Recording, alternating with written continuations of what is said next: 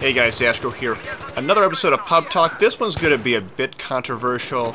I'm going to try to address the M16 AEK try-hard noob gun meme argument that is often talked about by other YouTubers and our players and that kind of thing. Here's how the argument goes.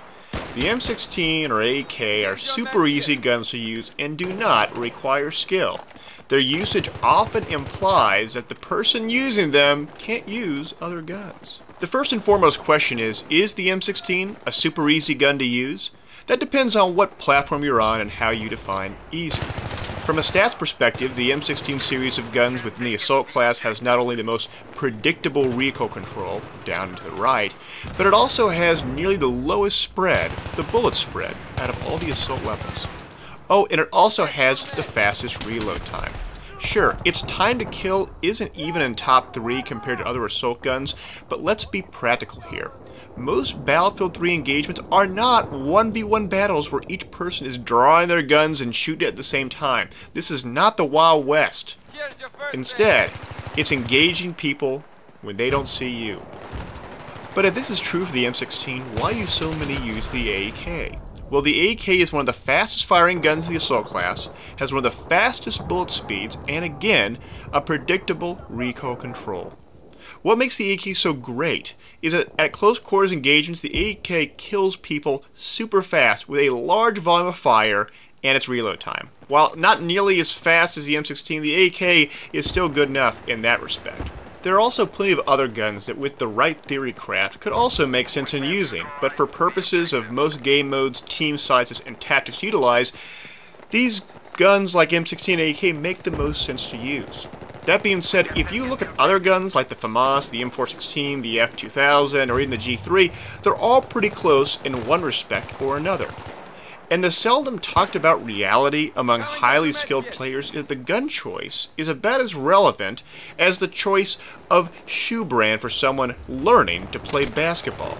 It's why so many YouTube videos out there show commentators dominating other players with incredibly silly or even counterintuitive gun loadouts like PDWs with giant scopes. It's easy because they're simply substantially better in skill compared to the average guy in a public server. Let's talk about this whole you can't use other guns or the M16 AEK argument by taking the discussion up to a more conceptual level and pose the following question. Why do you play Battlefield 3? Clearly, people play it because they have fun, but what is it that is actually enjoyable about the game? You see, Battlefield 3 has different ways in which you can have fun with this game. Some people like to PTFO or play the objective because they want to see their side win through coordination and teamwork. Some people like to get mad kill streaks and will spend hours playing Metro trying to get that one good back rage. Some people like to grind their stats and get all the badges and medals, and some people like to unlock all the guns so they can try all of them out. All of these require some form of skill, be it gun skills, map awareness, situation awareness, tactics, whatever. In this respect, if you have really good map and situational awareness and a good understanding of tactics, you can have mediocre gun skill and still play better than 90% of the people out there.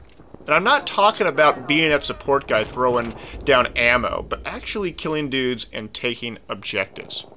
Now, I personally only play the objective. That's what I enjoy about the game, playing with others as a team to accomplish an objective against skilled opponents.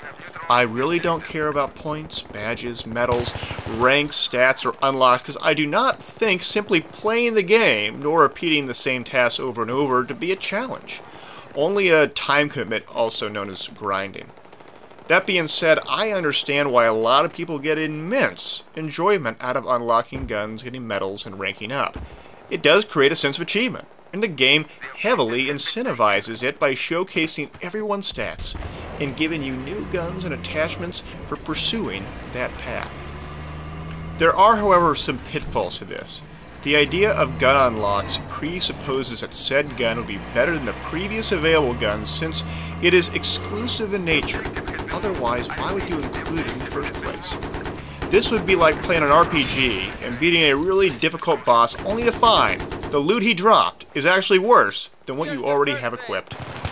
I could see how a lot of players who do put a lot of effort and time into getting gun unlocks would feel disappointed, even angry, that their new unlocked gun they spent so many hours trying to get is just average or worse. The fact that so many players that want to use one of the first handful of guns unlocked in the game would make those players who spent 30, 50, 70 hours unlocking all the guns in the game feel perhaps a bit of resentment, like they wasted all that time for nothing. I know I would.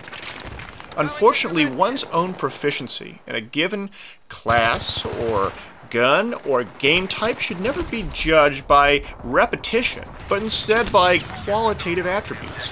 The statistic that a given player got 50 headshots does not lend itself to saying that person is a proficient recon player, given how easily a player can manipulate the stats or spend a large amount of time grinding through it. For that person that spent 5 hours working on all those headshots, they may feel like they are proficient, but are in reality still quite ineffective in the game because they don't understand the maps, don't have good situational awareness, and don't have good tactics. And the thing is about all these traits is they're very hard to create incentives for these beyond ribbons or throwing med packs or getting squad spots or putting down a spawn beacon. You don't get a medal for knowing the ins and out of Metro or Grand Bazaar. You simply don't. Now, some of you may say, daskro, all of this doesn't change the fact that there's no variety. That everyone is going 1 to 2 guns, and that's it, M16 AEK, and everyone is playing Assault, or to a lesser extent, Engineer. And I'll say to you, you are right. I too am disappointed that Assault class is so much more viable than all the other classes that it is really the go-to class for infantry. I too am disappointed that Recon's abilities are for the most part novelty, and the support class is neutered given squad ammo perk and a comically bad mortar. I too am disappointed that there's only a handful of effective guns for each class. But these issues should not be taken out on the players who choose to use the gun or class that is going to enable them to be the most successful in the game. Instead, it should be directed at DICE for creating such imbalances. But do not get me wrong, creating this kind of balance is super difficult. There are only a handful of games in the history of multiplayer games that have been successful in creating both a variety of different choices in terms of weapons and classes and making them balanced. So let's not be too hard on DICE, but instead encourage them to continue towards that path of greater balance. That's it for this episode. I'll see you guys later.